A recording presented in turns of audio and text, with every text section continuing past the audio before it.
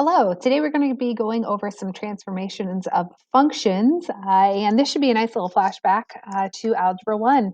So I'm going to take kind of a boring function. I'm just going to look at our absolute value function. We have a nice V shape with an absolute value. And what I would like to do is transform this. Now, first thing I'm going to do is I'm going to go ahead and talk about how the transformation is if we add or subtract inside the parentheses.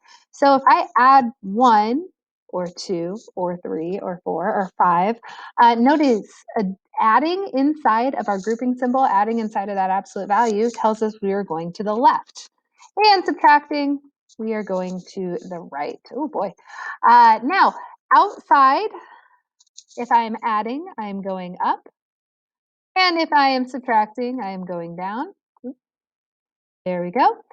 And another cool thing is if I am multiplying, I can actually stretch my function. So let's say that I am looking at y equals 2, absolute value of x.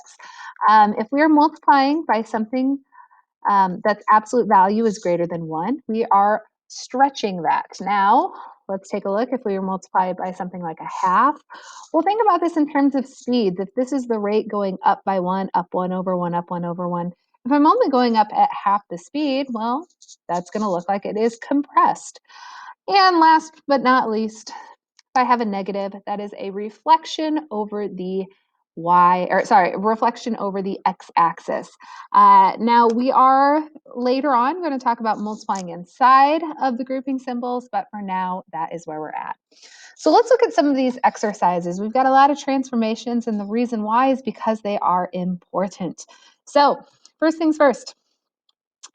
The graph of y equals f of x is the solid black graph below. Which function represents the dotted graph? Well, let's look at the transformation here.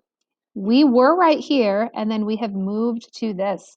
So we have moved left 1, 2, 3, 4. We have moved left 4 and up 1, 2, 3.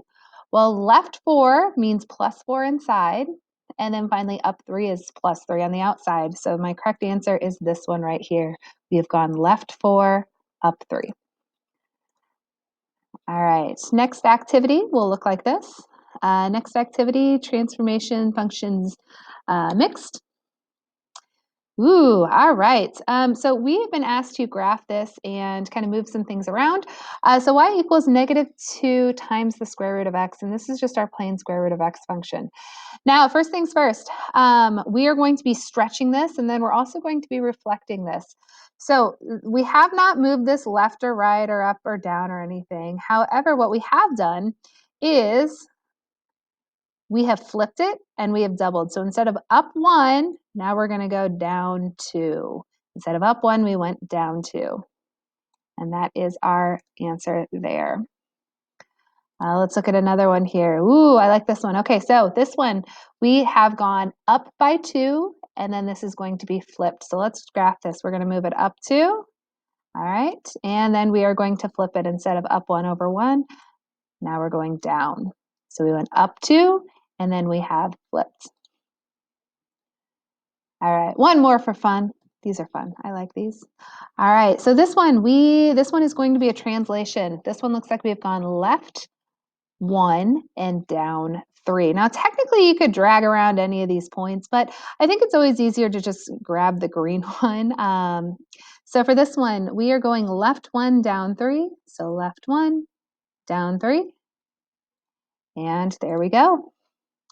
All right, so you should have enough information to get started on the first few of transformations of functions, and then kind of a mixed thing of functions there.